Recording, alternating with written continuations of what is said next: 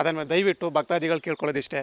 YouTube ಆಗಿರ್ಬೋದು, ಯಾವುದಾದ್ರು ಒಂದು ಇದರಲ್ಲಿ ನಮ್ಮ ಬಗ್ಗೆ ಕೆಟ್ಟದಾಗಿ ಒಂದು ಮೆಸೇಜ್ ಬರ್ತಾಯಿದೆ, ಅರ್ಚಕರಿಗೆ ನಾಪತ್ತೆ ಆಗಿದ್ದಾರೆ, ಕೋಟ್ಯಾಂತರ ರೂಪಾಯಿ ಹಣ ತೊಗೊಂಡೋಗಿದ್ದಾರೆ ಅಂತ. ಸರ್, ಅಜ್ಜಿನ ಹೆಸರಲ್ಲಿ ಕೋಟ್ಯಾಂತರ ರೂಪಾಯಿ ಎಲ್ಲ ಒಂದು ಬಿಡುಗಾಸು ತಗೊಂಡೋದ್ರೆ ಯಾವನೂ ಉದ್ಧಾರ ಆಗಲ್ಲ. ನಾವು ಯಾವುದೇ ರೀತಿ ಹಣ ತೊಗೊಂಡೋಗಿಲ್ಲ. ಇಲ್ಲಿ ಜಾಗದ ವಿಚಾರಕ್ಕೆ ಗಲಾಟೆ ಆಗಿತ್ತು.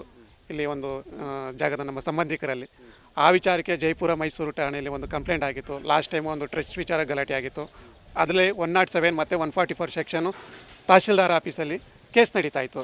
ಕಾನೂನು ಪ್ರಕಾರ ಅಲ್ಲೂ ಕೂಡ ಕಾನೂನು ಪಾಲನೆ ಮಾಡ್ತಾಯಿದೆ. ದಯವಿಟ್ಟು ಯಾರು ಕೂಡ ಅಲ್ಲಿ ಪೂಜೆ ಆಗಲಿ ಗಲಾಟೆ ಆಗಲಿ ಮಾಡೋಕ್ಕೆ ಹೋಗಬೇಡ್ದು ಅಂತ ಒಂದು ಆದೇಶ ಆಗಿದ್ದಕ್ಕೆ ನಾವು ಇಲ್ಲಿ ಬಂದಿರಲಿಲ್ಲ ಅಷ್ಟೇ. ಅದಕ್ಕೇನು ಮಾಡಿದ್ದಾರೆ ಅವರು, ಇಲ್ಲಿ ಜಾಗ ಬಿಟ್ಟು ಹೊಂಟೋಗಿದ್ದಾರೆ, ಊರು ಬಿಟ್ಟು ಹೊಂಟೋಗಿದ್ದಾರೆ, ಕೋಟ್ಯಾಂತರ ರೂಪಾಯಿ ಹಣ ತಗೊಂಡೋಗಿದ್ದಾರೆ, ಕಾಣೆ ಆಗಿದ್ದಾರೆ, ನಾಪತ್ತೆ ಆಗಿದ್ದಾರೆ ಅಂದ್ಬಿಟ್ಟು, ಗಂಡ ಹೆಂಡತಿಗೆ ಗಲಾಟೆ ಆಗಿದೆ ಅಂದ್ಬಿಟ್ಟು ಎಲ್ಲ ಏನೇನೋ ಹೇಳಿದ್ದಾರೆ. ನಾವು ಗಂಡ ಹೆಂಡತಿ ನಾವು ಚೆನ್ನಾಗಿದ್ದೀವಿ, ನಮ್ಮ ಮಿಸ್ಸಸ್ಸು ಇಲ್ಲೇ ಇದ್ದಾರೆ. ದಯಮಾಡಿ ಯಾವುದೇ ರೀತಿಯ ಸುಳ್ಳು ವದಂತಿಗಳಿಗೆ ತಲೆಗೋಗಬೇಡಿ. ನಾನು ಒಬ್ಬ ಪ್ರಾಮಾಣಿಕವಾಗಿ ಬಂದವನು. ಇವತ್ತು ನಾನು ಒಂದು ಬೋಗಿ ಮನೇಲಿರೋದು, ಕೊರಗಜ್ಜನ ಹೆಸರೇಳಿ ಒಂದಡಿ ಜಾಗ ತಗೊಂಡಿರೋ ನನ್ನ ಆ ಮಣ್ಣಲ್ಲೇ ಊತಾಕಲಿ, ಆ ಮಣ್ಣಲ್ಲೇ ನನ್ನ ಮಣ್ಣು ಮಾಡಲಿ. ನಾನು ಒಂದಡಿ ಜಾಗ ತಗೊಂಡಿದ್ರೆ, ಯಾವ್ದಾದ್ರು ಬಂಗ್ಲೆ ತಗೊಂಡಿದ್ರೆ ಪ್ರೂಫ್ ಮಾಡಿ ತೋರಿಸ್ಲಿ.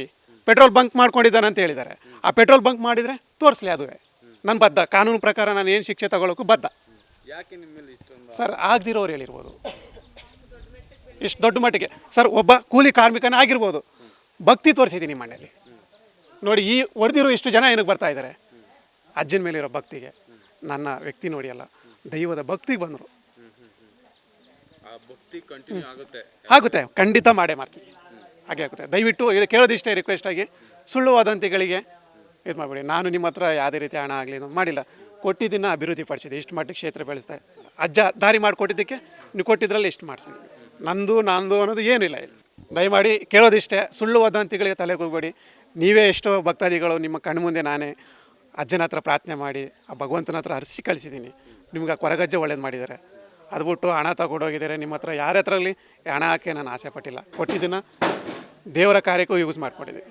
ಸಾವಿರಾರು ಜನಕ್ಕೆ ಇಲ್ಲಿ ಪ್ರಸಾದ ವಿನಿಯೋಗ, ಅನ್ನ ಸಂತರ್ಪಣೆ, ಲಾಸ್ಟ್ ವೀಡಿಯೋಗಳು ನೀವೇ ನೋಡಿರ್ಬೋದು. ನೀವೇ ನಿಂತ್ಕೊಂಡು ಇಲ್ಲಿ ಸೇವೆ ಮಾಡ್ಬಿಟ್ಟು ಹೋಗಿದ್ದೀರಾ. ಸುಳ್ಳು ವದಂತಿಗಳಿಗೆ ಕಿವಿ ಕೊಡಬೇಡಿ.